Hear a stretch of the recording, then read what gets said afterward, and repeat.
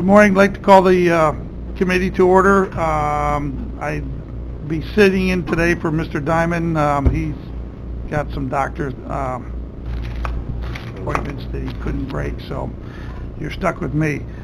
First of all, I'd like to approve the minutes of the prior committee meeting.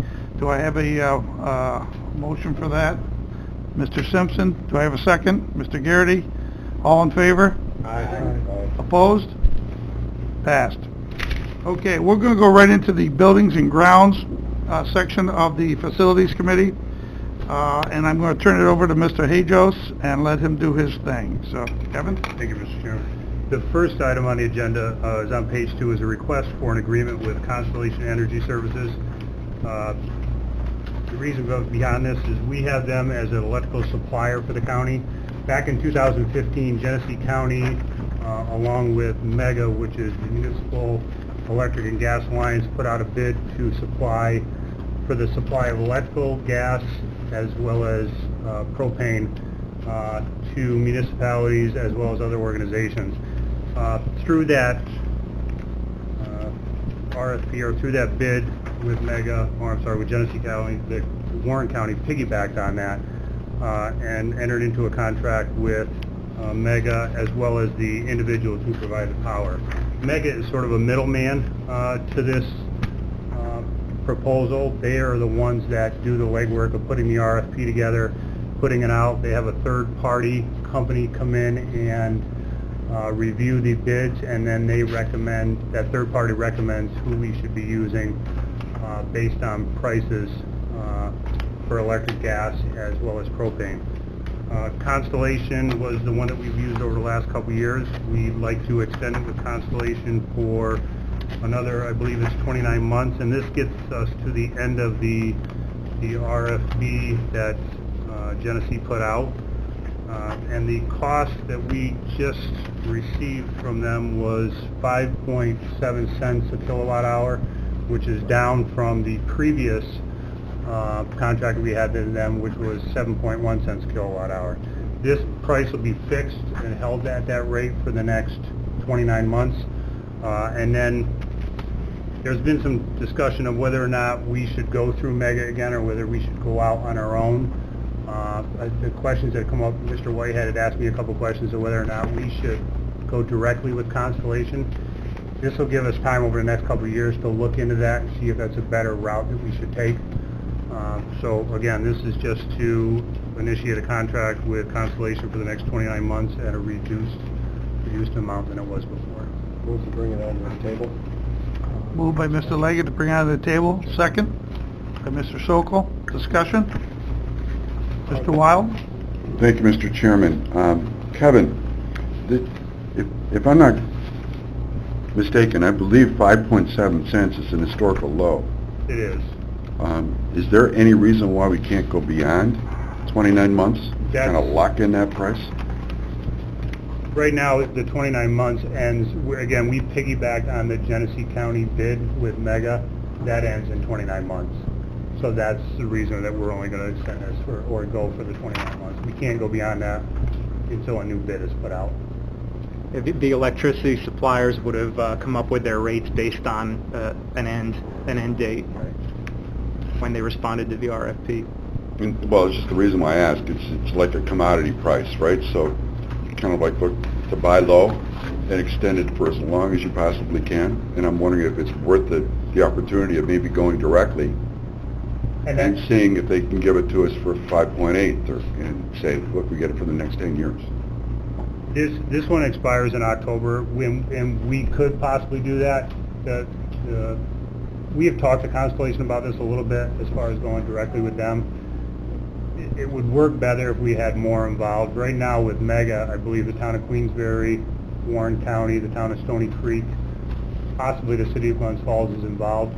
That's why we get the price we do. If we go directly with Constellation, we could still get a reasonable price.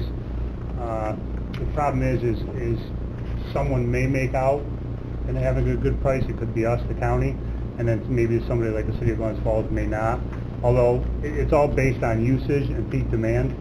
I think over the next 2 years we should look to extending it further, but the big sort of what if right now on these contracts is that Indian Point power plant is going offline by 2020, and they expect all these prices to increase going forward at that point. No one will lock in, they feel, at this low of a rate.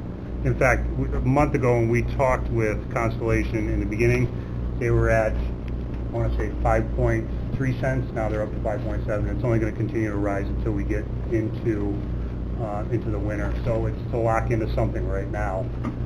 And again, this will guarantee us through the end of the mega contract, which would be the 29 months. Mr. Leggett? Are there any other associated costs for this contract? There is not. This is a supply. There's also the delivery cost, which comes still through National Grid. Any other discussion? Mr. Wild? I would just like to follow up on the previous discussion we had. Is there any way that we can, within the next few weeks, put out to bid a 48-month contract, a 60-month contract, and see what the numbers come back at? I could. I don't know that we're going to have something in time before the October deadline in place. And there's a lot of work to putting out this type of bid.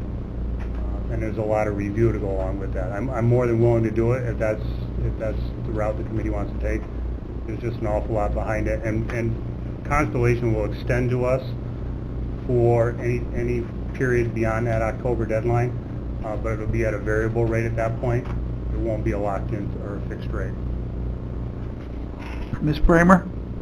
Thank you. If we're looking at new stuff, I'd like us to look into community solar. I know there are places like Rensselaer County where they have capacity to add for the electricity side. I mean, I know that won't help us on natural gas, but it's something that we should be talking about going forward.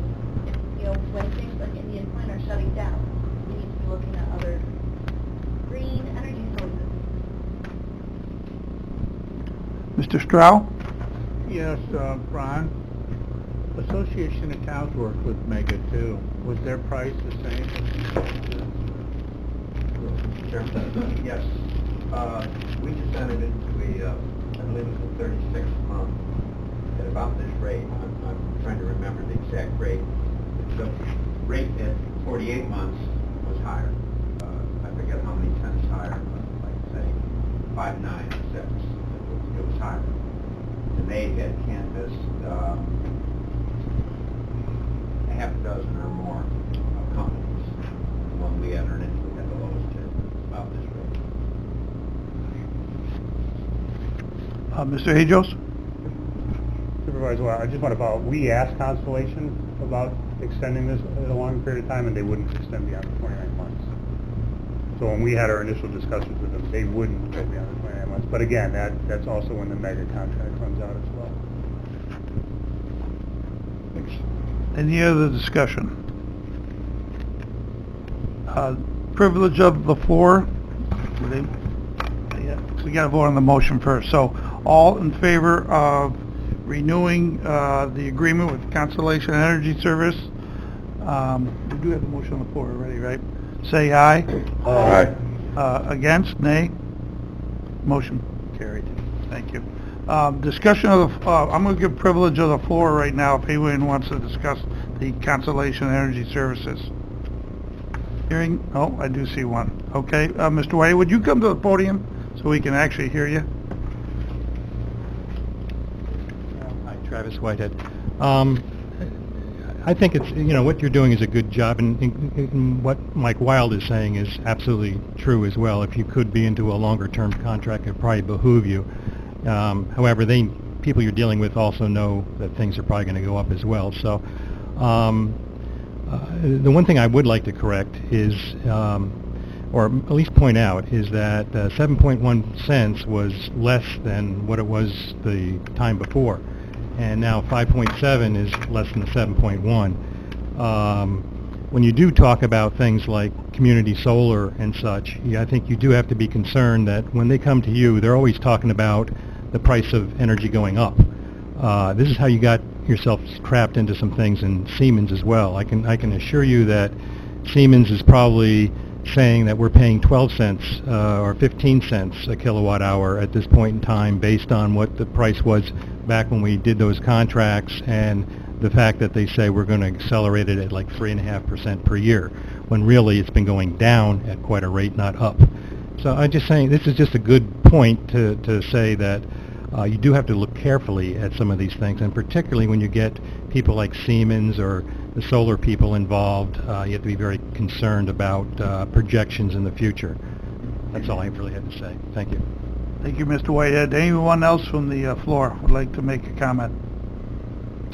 Okay, seeing none, let's go to item number 4, buildings and ground pending items. As you recall, we've been discussing this now for a few months, the contract with D&G. It's my understanding that someone from D&G is here. Your name, sir? Gary Finger? Gary Finger, okay. Before we even get into that, I'd like to give Mr. Finger some time to talk. Would you take the podium, Mr. Finger, please?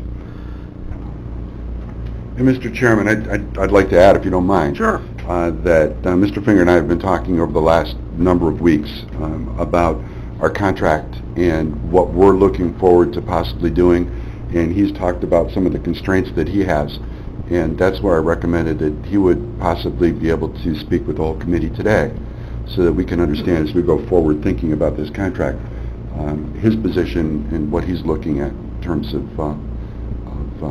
extending the contract and moving forward. I think it was a great idea. And also, I did, if you don't mind, I sent some photos to Amanda that I took of the facility, so that if we'd like to share that, maybe when Mr. Finger is done, I'd like to share some photos of what the facility looks like, because I know that there has been some questions and some concerns raised about that in the future. Definitely. We'll definitely look at them. Thank you. Thank you. Mr. Fingers, floor is yours. Yeah, what I'm looking to do is request a new 3-year lease with a 10% increase each year for 3 years, and then a 3 one-year extensions beyond that. That's what I would like to see happen. As I say, I don't know what's going to happen with my business going forward with this tariff thing.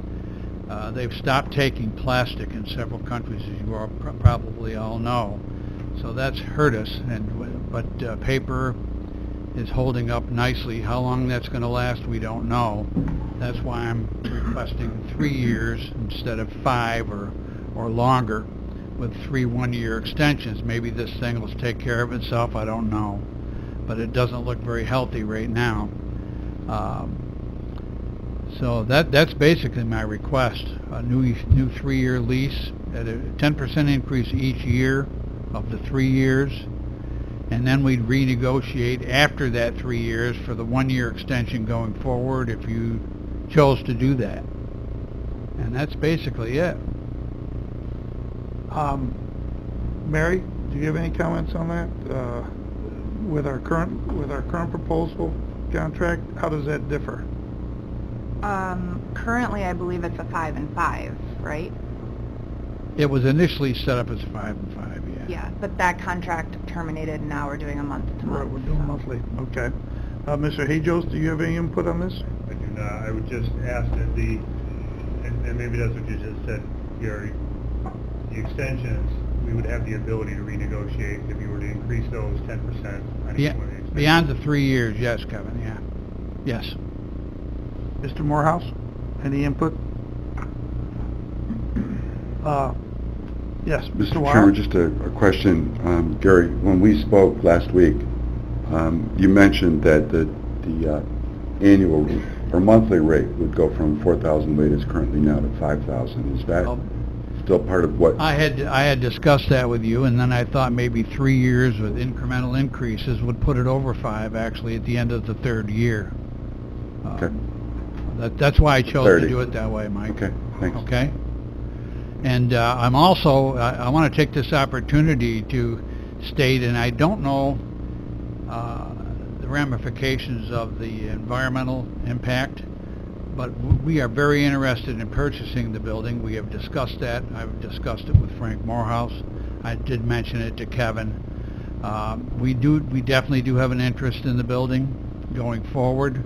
I didn't know whether the environmental issues had been resolved or not. I heard that they did, but I'm not sure.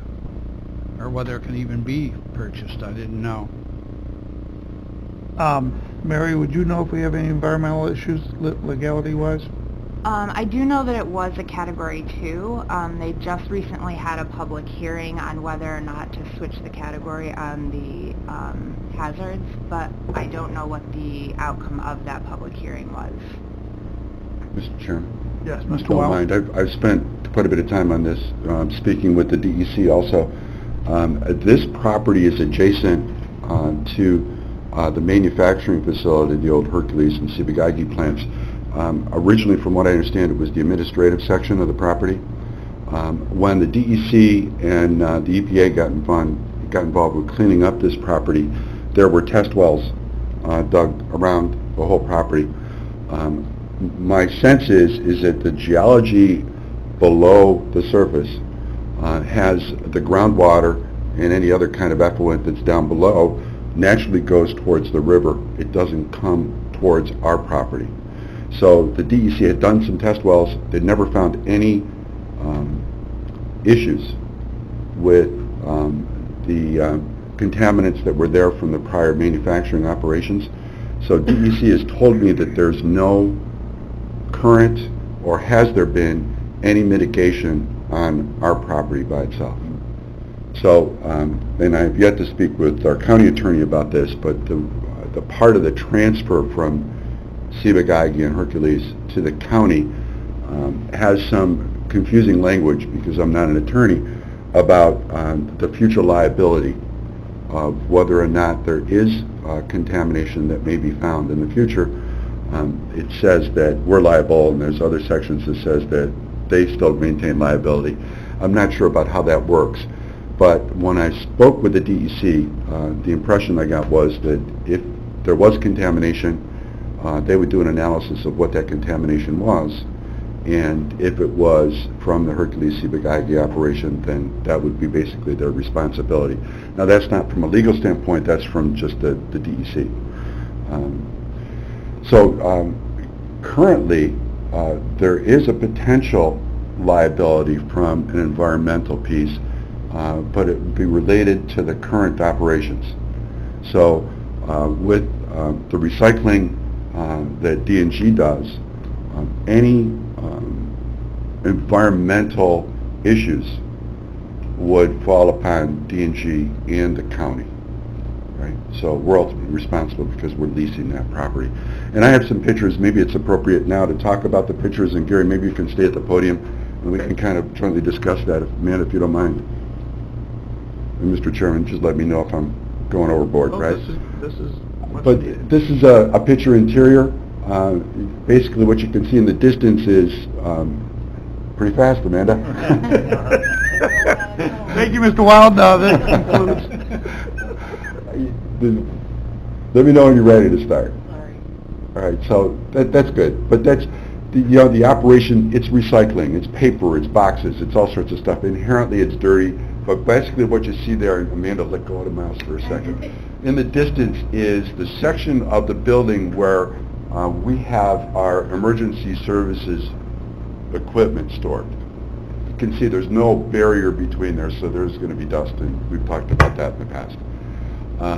Let's flip to the next one, Amanda, if you don't mind. Again, just another picture, not the best, but you can kind of see our emergency vehicles in the back. Amanda, again, if you don't mind. And basically, this is just a series of pictures from the outside. Amanda, can you make that bigger, possibly? You can see it pretty well here. But because of the fact that it's recycled things, right? Occasionally you'll see some strands of shredded paper around, right? And that's looking, I guess would probably be looking south. The next picture is just a pile of old recyclable refuse containers that you see out on the side of the street. Amanda, the next one is just, I took a close-up of some of the paper that happened to be on the ground. And I know we've talked about this in the past. Go ahead, Amanda, that's fine. The concern that I have is what's underneath that excavator. It's black, it's dirty, it's grunging. I guess the DEC was there. Gary, you can kind of confirm that. And Kevin, I think you mentioned it also. The DEC was there looking at it. They said they weren't concerned about what they had found. But again, it gives you a sense of the operation and what's happening. I did mention to Mr. Finger that the committee had concerns about keeping the property tidy, and we talked about that.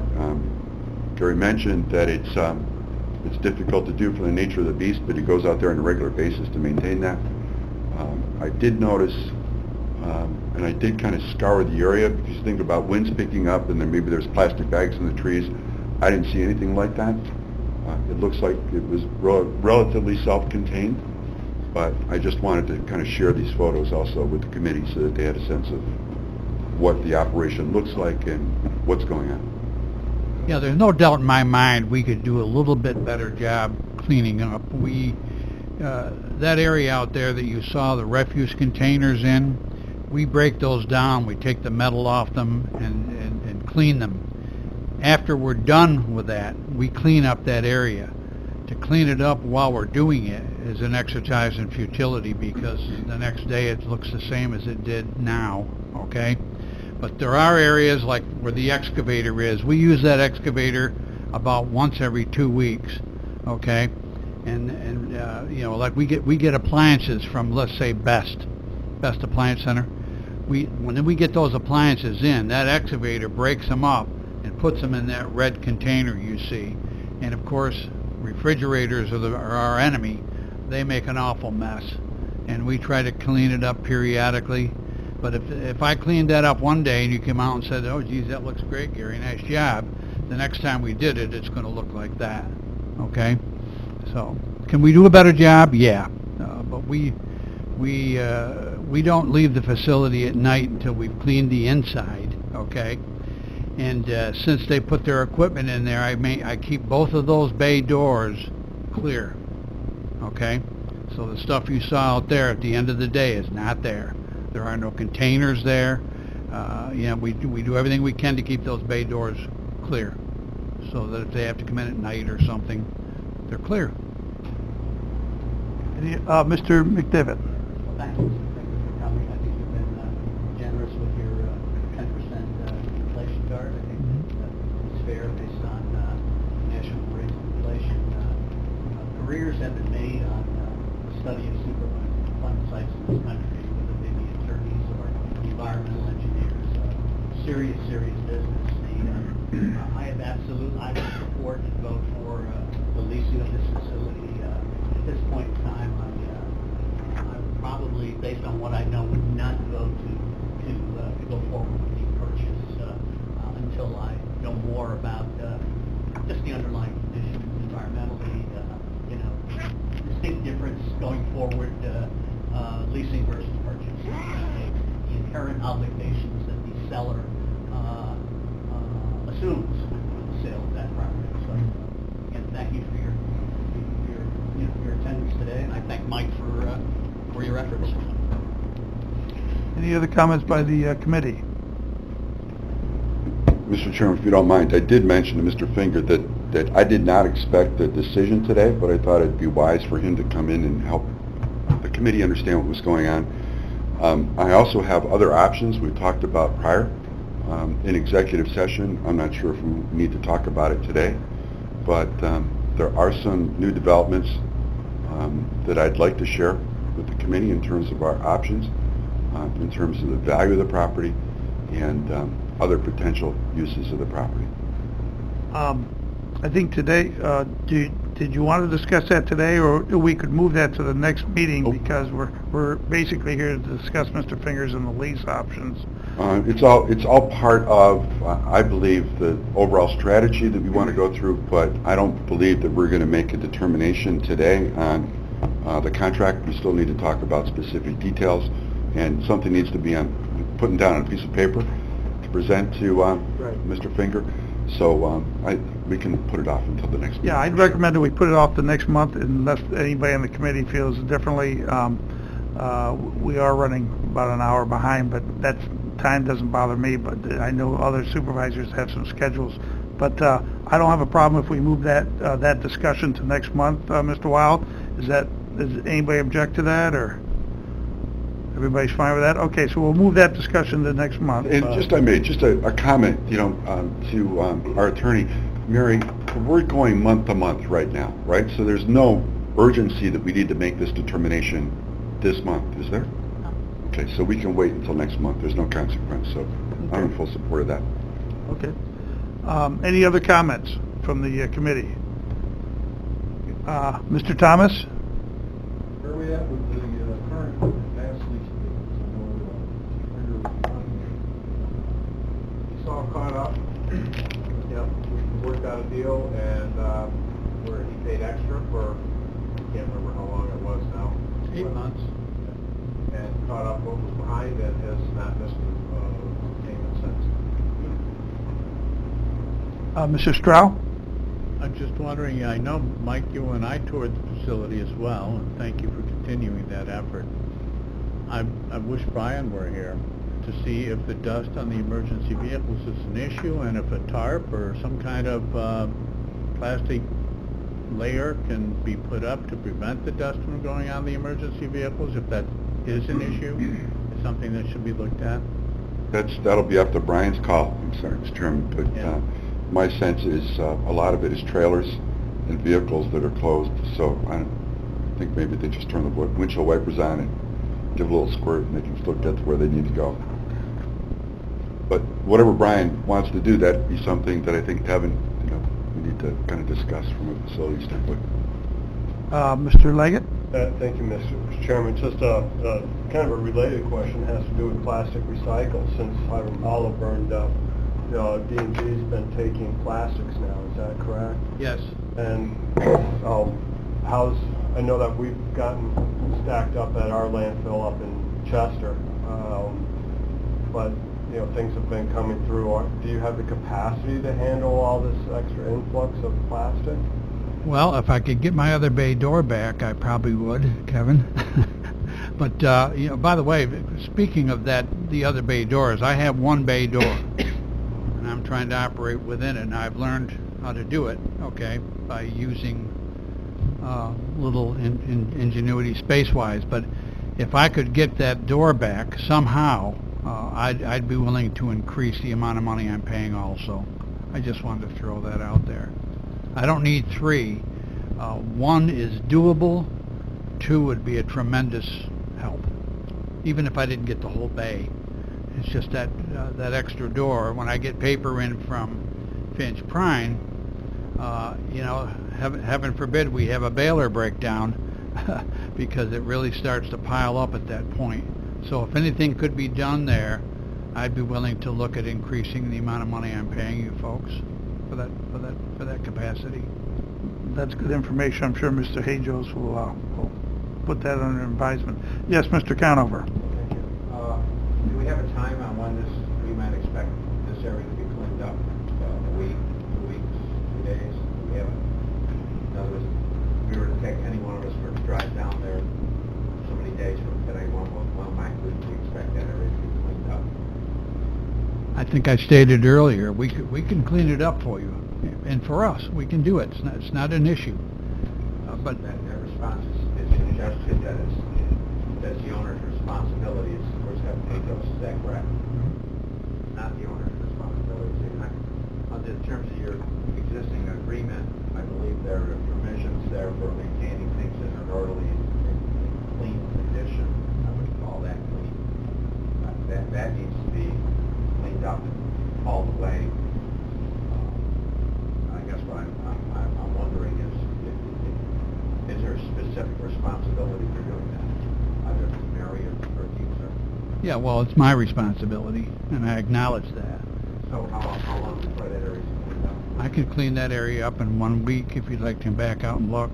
I will. Thank you. Thank you. Any, Mr. Wild? Mr. Chairman, I'm sorry. Thank you. Gary, question for you. You mentioned that this is refrigerators, and we all know at refrigerators there's Freon or whatever type of gas in the condenser system. What happens with that? It's removed by best before we get it. Okay. Okay, it's I believe it's a state law that they have to be, but we don't take them in if they have any Freon in them. And the other things we get from them are stoves, washers, dryers, things of that nature. Not that many, by the way. That's why I'm not concerned about cleaning that up. I'd like to have it look a lot better than that myself. Makes a big difference when people drive in there. Are there any other privilege of the floor now?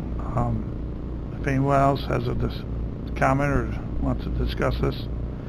Seeing none, thank you very much, Mr. Fingers. It was very enlightening, and thank you, Mr. Wild, for putting your time and effort into this. And no decision will be made today.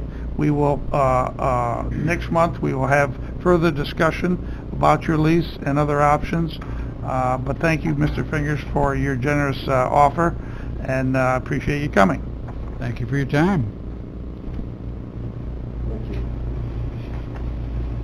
Next on the agenda is 5. It's Frank Morehouse and Mr. Morehouse with the court project update. Thank Go you, ahead, Mr. Frank. Chairman. I'll just give a quick, brief update on the courts. This week, they've concentrated on removing the cement pillars, columns that the big steel beams are taking the place of that go over the top of the roof of the addition. So it's been a little noisy and a little messy this week.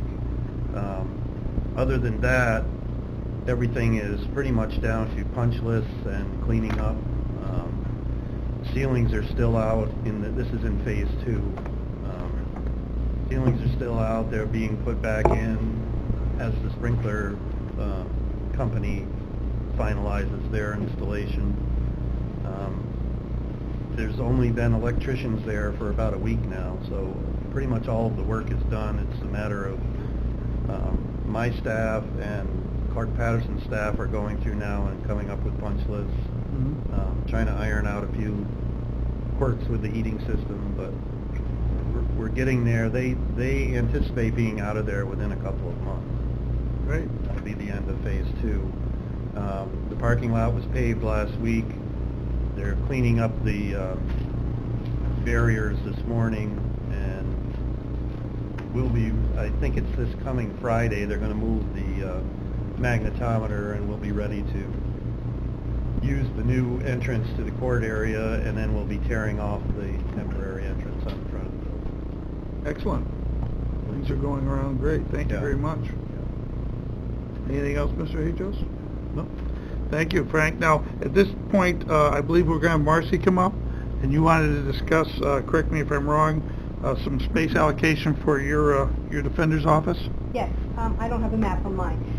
The old assigned counsel office, when Mr. Fountain's office moved to the new space, there was a single office there.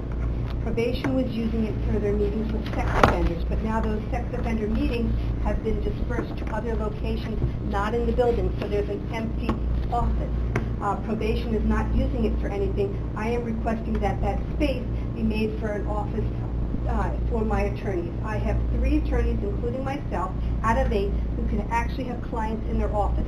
Everybody else is in areas that they can't have a client come down and sit and talk with them. By taking this Joyce LaFountain's old space and one other office, that will give me 2 attorneys who will be able to have space to talk to clients. I have 3 attorneys who sit in an open area where secretaries and a copy machine are, because there's no other space left in our building, in our area. We have 1 conference room for the entire office. So if someone's using that, then we have to figure out where we're going to talk with them. If someone's not at their desk, certainly they can use someone else's office who has it. So getting the space for Joy LaFountain's office space is huge for us. It's already wired for computers. I've spoken to Mr. Morehouse and Kevin and probation, and I have indicated that it just needs a coat of paint, and if Frank deems that carpeting needs to be put in, it is, and that's within his budget. The second office space I want to take is Steve Bale's old office, who was a probation officer, supervisor, who is at the end of my hallway on the other side. That office thereafter became the women's locker room for the court officers. Now that the court expansion has occurred, the women are out of that locker area, so it can go back to an office. It does have a shower there. I can tell you, no one's taking a shower in that shower. That's not what it's there for. There's a bathroom in that office. Obviously, that could be used as a bathroom. There will be no showers. It's already wired, my understanding, because it was Steve Dale's office before, so it's wired for computers. And and phone, so we just need a coat of paint, and if Frank says it needs carpeting, it needs carpeting. We would take existing furniture from my office and move it into those spaces. We would take the existing file cabinets, move it into that spaces, so buildings and grounds would be able to move existing structures. And that's my request. All right, so you're asking for two current spaces that are going to be open. I'll let Mr. Morehouse comment on this before I comment. Go ahead. I apologize, I don't have a map of Marcy's area, but there's a third space. If you're familiar with the area, when you come through the magnetometer for probation and for public defender, currently probation people go to the left, and there's a glassed-in booth, if you will, that probation person sits in.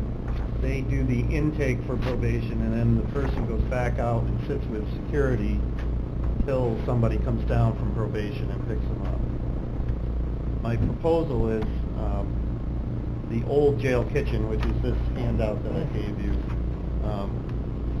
The old jail kitchen was going to replace the two offices that we took from probation for phase 2 of the court renovation. Currently, the director and his assistant are in the space that's going to be the DA's office in the old, it would be the old library area. So my proposal would be to take a room that we now have that's off of that jail kitchen. We're storing paper in there. That's marked as paper storage on here. I would build a wall straight across so I maintain a corridor there to the outside of the building, which is a loading dock, so we could still use that area for paper storage. I would put the probation person who's in that glassed-in booth in that area. It's bigger, actually, than the glassed-in area. Then I could turn the jail kitchen into 2 offices. That janitor's closet could come out for a small waiting area. So what it means is people would come in from the magnetometer, go to the right instead of the left, talk to the probation person, be put in a small waiting room, and then the probation person would come down and get them for their interview. That would let me, I don't think we'd have to renovate anything, but the glassed-in area, Marcy could then use as a small conference room. Or I could put a secretary in there, or a crime victim advocate. I have future indigent legal services grants where I'll be getting additional staff. The county does not pay for it. It's fully funded by grants. And the reason for this discussion is because I expect to have new staff. The grants are over a year old that haven't come through with the final budget, okay, from the stated budget. So I expect that to happen fairly soon, and that's why the need for this additional space, because I'll move new people into where some of the old space is and into that entryway area where probation uses it to meet clients, where they give their name and they do their restitution. Secretary sits there. So you two are both comfortable with the layout? Yes. You're comfortable, I assume, Kevin, with the layout? I am, and I was just going to add, as Marcy had said, most of those areas that she originally talked about, really they only do need a coat of paint and some carpet, and Frank doesn't have that in his budget. Showstopper. Even this extra wall that he's talked about building in here would be a minimal cost at best. I've also discussed this with probation, and they're on board with it. The director and his assistant are going to move back down to where they were, but we still have 2 displaced people go in this jail kitchen area. That area that's marked jail guard break room, that will become another small conference room, which I'm sure they could share with public defender also, or anybody else that needs it. So it sounds like to me probation's fine with this, you're fine with this, Marcy, Frank and Kevin are both fine with this. It's a minimal cost, if at very worst, and it's maximizing unused space. I think it's a good idea, but I'll leave it up to the committee. Does the committee have any comments or input? Yeah, Mr. Wild? Always. Thank you, Mr. Chairman. Marcy, this is good for today. What about tomorrow? Well, it's good for today because I can have an attorney in those offices, in the 2 other offices, definitely, and they can have clients in with them. In the future, I may have to put a secretary in with them or another attorney and share an office. This is 100 times better than what we have right now. I have 5 attorneys who have no place to talk to clients. This will, this will make it that I only have 3 who don't have a place to talk to clients. It's a huge move forward for me. I'm very excited, and I hope you all say it's okay. Mr. Loeb? Yes, thank you, Chairman. Do we need a motion on this? Well, actually, I just asked that same question. We don't. All we need is a consensus by the committee to move forward with this. So I will then ask the question, do we, all in favor of moving forward with this? Say aye. Aye. Against? Okay, so we do have a consensus to move forward with this. We didn't need a motion. And that's great. I'm glad everybody's working together like this. Thank you very much. Thank you. Privilege of the floor. Anyone like to make any comments? Go ahead, Mr. Whitehead. Just a quick comment. I'd like to congratulate the Facilities Committee for printing on both sides of the page on this thing. I noticed earlier there was some rather large things here, almost printed on one side of the page, and a tremendous waste of time. Perhaps I could be passed on to the criminal justice. Not a waste of time, it's a waste of paper and energy. Yep, very good point. Thank you, Mr. Whitehead. Okay, this concludes our building and grounds meeting. Now we move right into our airport meeting. So take out your agendas for that, please. And first thing is we have to move to approve the, no, we don't, we've already done that. Yeah, the first one did both of them, thank you. So we'll go into number 3 right now, which is the action agenda and new business. And I will move the floor over to Mr. Hajos. Thank you, Mr. Chairman. The first item on the agenda is to create a position at the airport. Actually, the next 3 items are to sort of restructure the airport division. If you turn to, and I believe I called it page 4A of your packet, it basically spells out what I'm looking to do over at the airport as far as staff. Currently, we have an airport manager, a senior airport facility maintenance mechanic, an airport facility maintenance mechanic, a airport maintenance worker that's unfunded in the budget, and then we have these 2 senior airport facility and airport facility STAs, which are basically seasonal temporary assignments. If I need to bring somebody to work in the capacity of one of those positions, I have that extra money to be able to pay them to do it. If you go down below and look at what I'm proposing to do is still to have our airport manager. I'm looking to eliminate both the senior airport facility maintenance mechanic and the airport facility maintenance mechanic, as well as the STAs that go with both of those. And I want to fund the airport maintenance worker. Overall, this reduces the salaries within that division by approximately $30,000.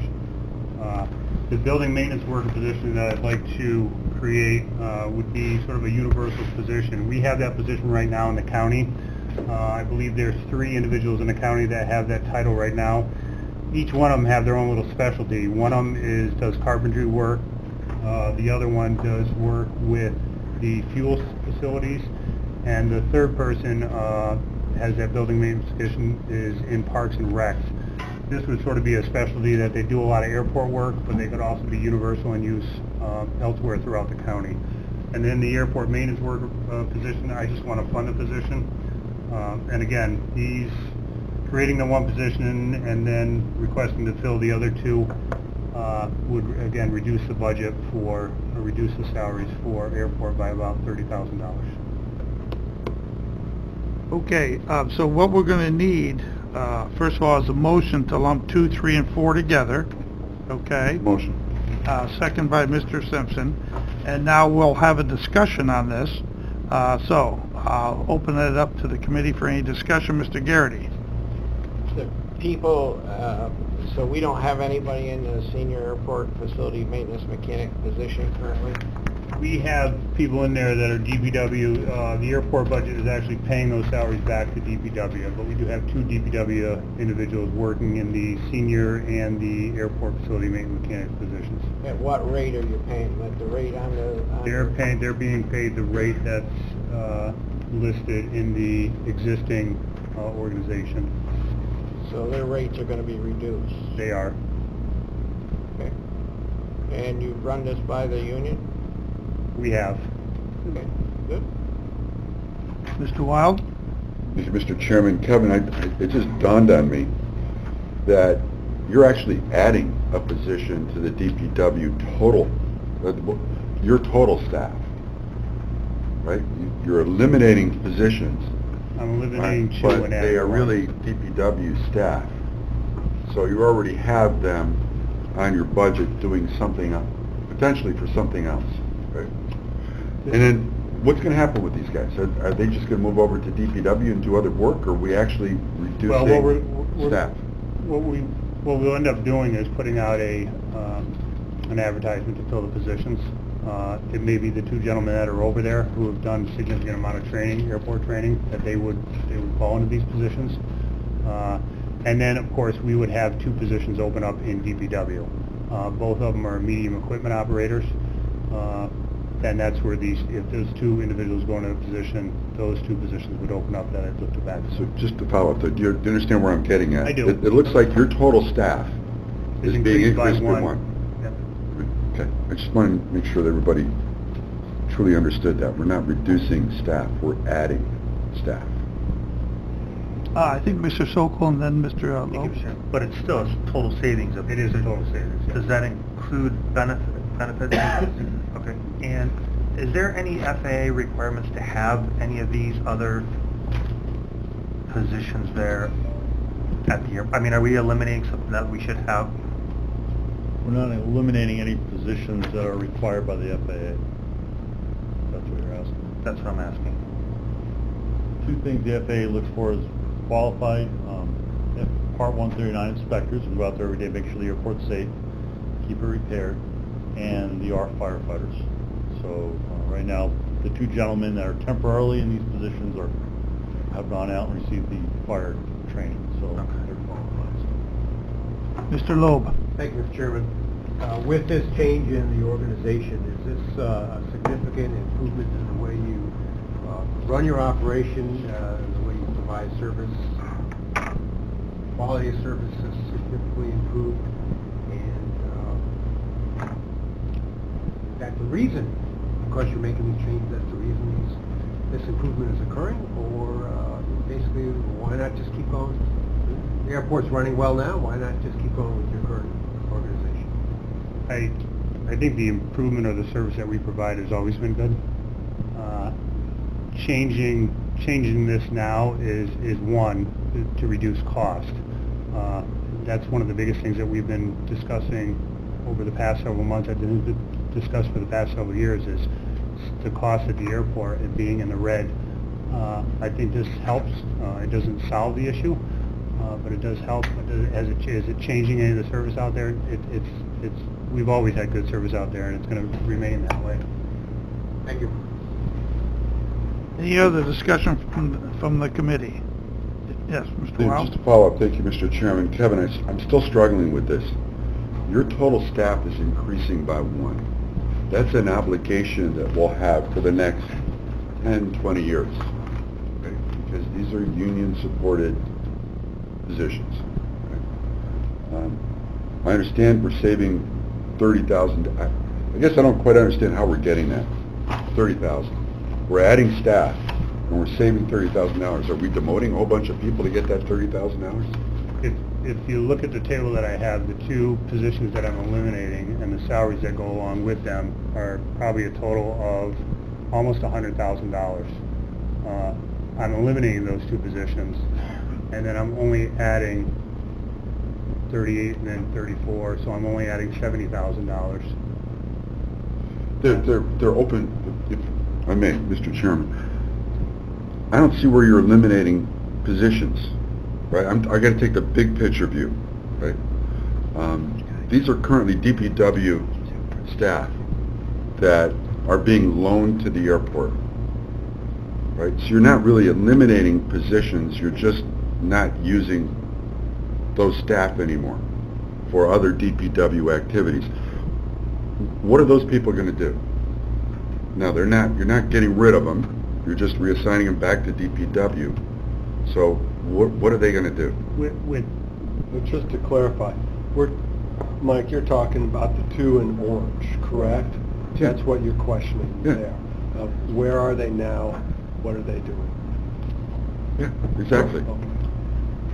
So the two individuals the two positions that I say I'm eliminating, they're eliminated out of the budget. I'm not actually eliminating people. I'm eliminating the positions that are out at the airport. Those two positions are being filled right now by DPW workers who, based on civil service, I can no longer continue to pay them out of title to be out there. They've been paid out of title for a period of, I want to say, probably almost going on 9 months now. And I've been asked by civil service to fill the positions. What I'm proposing to do is eliminate the two positions, again, there's 3 positions in the airport budget, or 4. There's the airport maintenance worker, which is an unfunded position in the budget right now. I'm just asking to have that one funded. And then eliminate the 2 and add the building maintenance worker. So again, so overall it is a savings of $30,000. And the 2 workers the 2 individuals that are out there now that have the training may move right into those positions, and then I'll have 2 open positions to fill in DPW. Both these individuals that are out there are medium equipment operators, and so I would look to backfill those 2 positions later on, especially going into the winter season. Ms. Bramer. I'm trying to get my head around what Mike is saying, and it seems like the airport budget will be saved by $30,000, but your DPW budget is going to go up. My DPW budget will remain the same. It's still the positions are already in the budget. Those 2 individuals work. They're already funded, but you right now are paying those 2 guys out of the airport. Out of the airport, yes. But there's money in the DPW budget. For those 2 positions, that's correct. They're funded positions. Do you know what those 2 positions? They're medium equipment operator. I want to say they're probably $38,000 to $40,000 a year, or $38,000 to $40,000, give or take. They're both grade 9s, I believe, right now.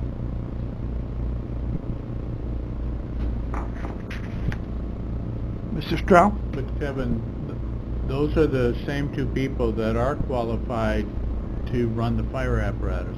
They are. So there will be occasions when they do go back and work for the airport? If the 2 individuals that are out there now fill these positions, they will be at the airport. Meaning they won't go back. They'll have to apply for the positions. We'll advertise them. If we put those 2 individuals in there, they will fill the positions, and they'll have that ARP training. The 2 positions we're eliminating are the 2 qualified fire people for the airport. They understand the apparatus and what to do operationally. They do. And you're eliminating them from the airport, but they're going to respond at the airport. I'm eliminating the titles. I'm not eliminating positions, meaning they're not considered a senior airport facility maintenance mechanic or an airport facility maintenance mechanic. They'll be considered a building maintenance mechanic and an airport maintenance worker. If it's the 2 individuals that are out, it'll be the same 2 individuals that are out there today that have that ARP training. We'll fill those positions. So they'll just go to differently defined positions, but Yes. still do the same services? That's correct. Yep.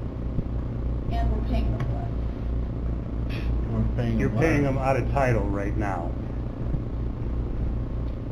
So for them to take that position, I'm sorry, Mr. Chairman, for them to take that position, they're going to have to take a reduction in pay.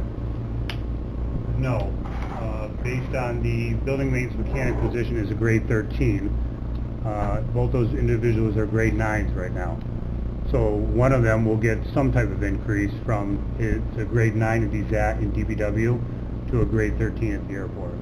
The other position is actually, I think it's an even. One's a grade 9 to another grade 9. Or it's actually an 8.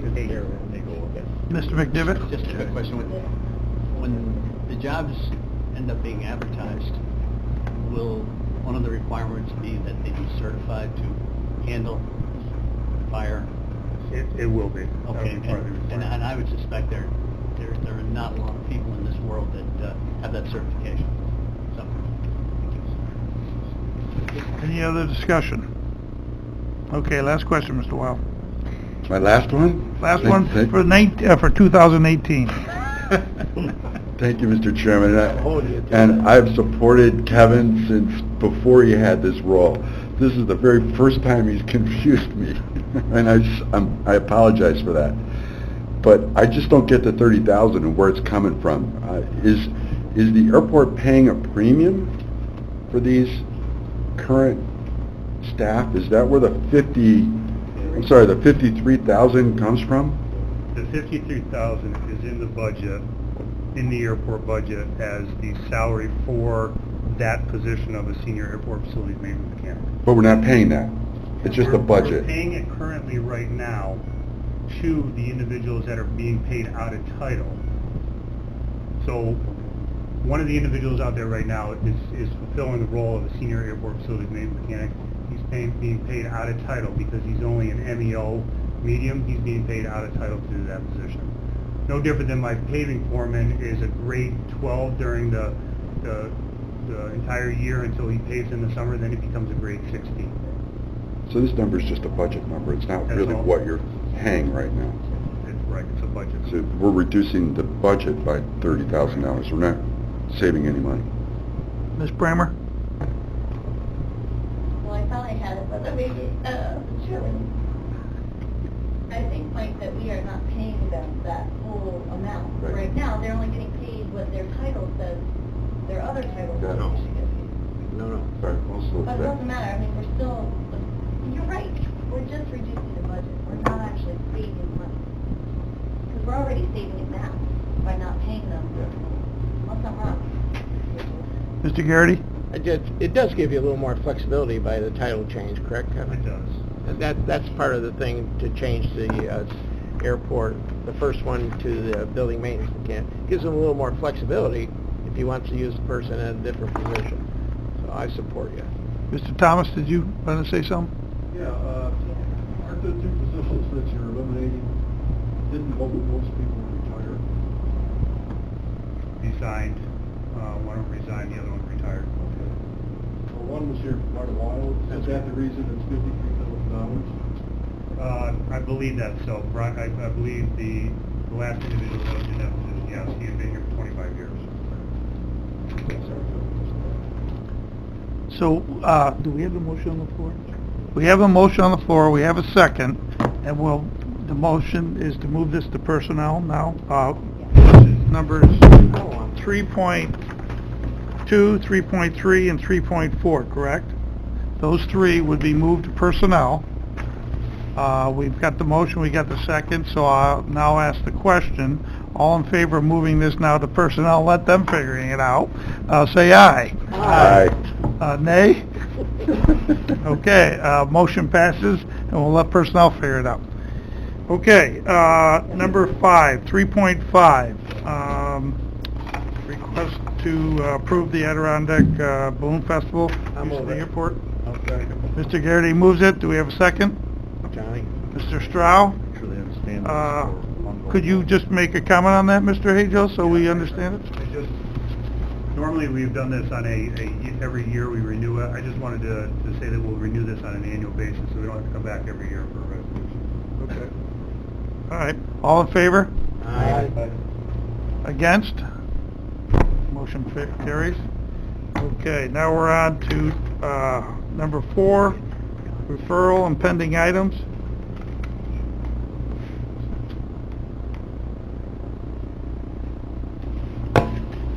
Where would we do that? Okay. All right, there's no referral or pending items. We'll wait to the very end to discuss the airport negotiations. We'll have to go into executive session for that. Number 5, information for discussion review. Mr. Hajos or Mr. DeGraw? I'm going to turn that over to Don DeGraw. Sure, just to get you up to speed, our airfield construction project will be starting next Tuesday after the long weekend, and thinking that's going to last about 30 days. And just as a reminder, that's going to be crack sealing, some pavement repair, and line striping on the airfield. Balloon Fest is the 21st through the 23rd. Ticket sales are going nicely so far.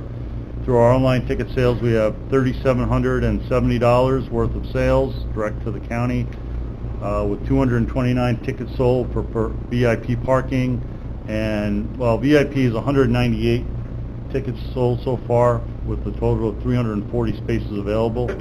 And we've sold 5 bus passes, and the remainder are for the preferred parking. So just so you know, the VIP parking tickets that we're selling, VIP is the area near the terminal. So when you turn into the terminal, the fields on either side. The preferred parking, if anybody asks you, is that area on the east side of Queensbury Avenue, about a quarter-mile south of the airport exit entrance. That makes sense? It's a field that we parked out there last year, apparently. So that's the difference. And for the preferred parking, people can buy a single day, Friday, Saturday, or Sunday for $5. Or for VIP parking, it's one 3-day pass for $15. The Collins Foundation is still coming, September 10th through 13th. This is a reminder.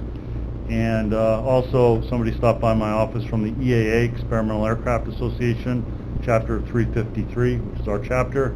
And they want to do a Young Eagles Day on October 13th, which is a Saturday. I guess they do 2 a year, and with Sunday as a rain day. They fly about 55 kids for each event. So. Mr. Hajos, did you want to make a comment? Just quickly on the Balloon Fest. Normally, we haven't done all these tickets online. We've done a portion of it online. We've also sold them at different locations. This year, we're just trying to do it all online. The preferred parking area that Don is referring to up on Queensbury Avenue, that was a cash lot last year. We're trying to stay away from a cash lot. My fear is that we're not going to sell all those tickets entirely online, so we will still have to do some type of cash sales. As I explained it to somebody else, when you're with your wife and 3 screaming kids in the back and you're just looking for a place to park, it's going to be nice to have that cash lot out there that they can just pull into and park. And the last thing for the Balloon Fest is if any of these supervisors would love to volunteer and work the Balloon Fest, please send me a message and I'll get you a vest, a hard hat, and a flashlight, and you'll be ready to go. Free breakfast. And a free breakfast, yes. How do you beat that? Okay, any other discussion on that pending item? Yes, Mr. Stroud. One small thing, with the new hangars, the VIP parking going to be a little bit limited compared to previous years? It is. It was reduced in front, but Don and I, as well as my engineering staff, looked at other areas out front that we could set up some more parking spaces, so we have. I think in the past we have sold probably somewhere in the vicinity of about, what was last year? 400. Maybe 400, and I think this year total we have is 420, but a portion of those will go to any of the DPW employees' families who typically work the event. We allow them to have some parking as well. So normally, because that parking lot has been mine for the last, I don't know how many years, but we used to send them through. You know, those people who were involved in the Blue Festival and the vendors, we would send through, and sometimes, you know, you're handicapped, or are we going to still be, is there still going to be a through there? Yeah, if it's for a vendor or possibly handicapped, but just to let everyone know, I'm looking, because there was such an issue last year of getting traffic into the Balloon Fest, and it was backed up quite a bit. I've been looking, and I think we're going to move that direction. We're going to have 2 entrances this year.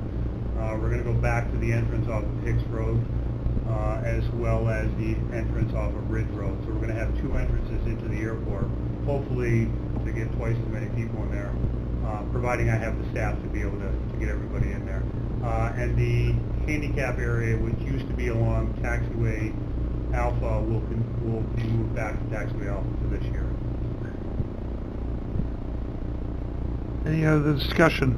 Yes, Mr. Leggett. One thing I'd like to point out in this week's Adirondack Sun Journal, there's a nice article about new DPW worker. I don't know if you've seen that yet there.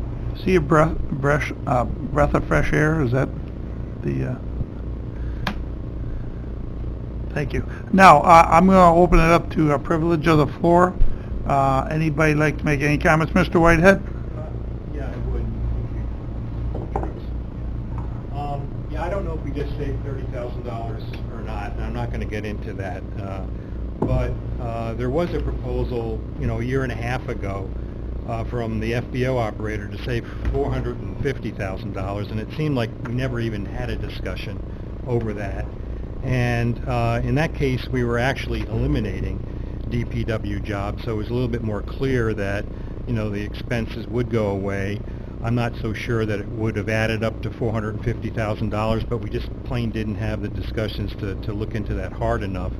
And I think it's very unfortunate because at this point in time, with the renewal just around the corner, we don't have any leverage with the FBO. He's basically calling the shots, in my opinion. I know I would be if I were in his shoes. So it's unfortunate. But I'm hoping in the future that one of the things that we do talk about would be this Part 139, which was just mentioned by Mr. DeGraw. The fact that you have to have inspectors there, the fact that you have to remove snow, whether or not a plane is scheduled to come in when it, you know, reaches a certain level, far less than the level that snow gets removed around the streets, you know, around my place. And we have no commercial airlines, and it's highly unusual to have, you know, be Part 139 without commercial air service. And I just hope that we do take a look at doing this. I know in the past I've been told, oh, we do it because it makes it so much easier to get grants. I've been told that's an urban legend. I know for a fact that grant money was offered to Saratoga to extend their runway. They turned it down, but they're not Part 139. They don't have, you know, near the expenses that we have either on a lot of things. So I'm just saying there's another area to take a look at and see whether or not we're, you know, why are we so highly unusual being such a small airport and still Part 139. Thank you. Excellent comment. Thank you, Mr. Whitehead. Any other comments from the floor? Dr. Schwanker, did you want to say anything?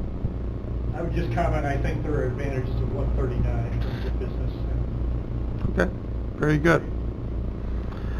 Any other comments from the floor? Okay, at this time, I'm going to request that we go into executive session to talk specifically about the negotiations with the airport and the FBO. I need a motion to do that. Mr. Leggett, do I have a second? Mr. Simpson? Okay, so we are all in favor of going to executive session, say aye. Aye. Against? So we will go into executive session to talk specifically about the airport negotiations.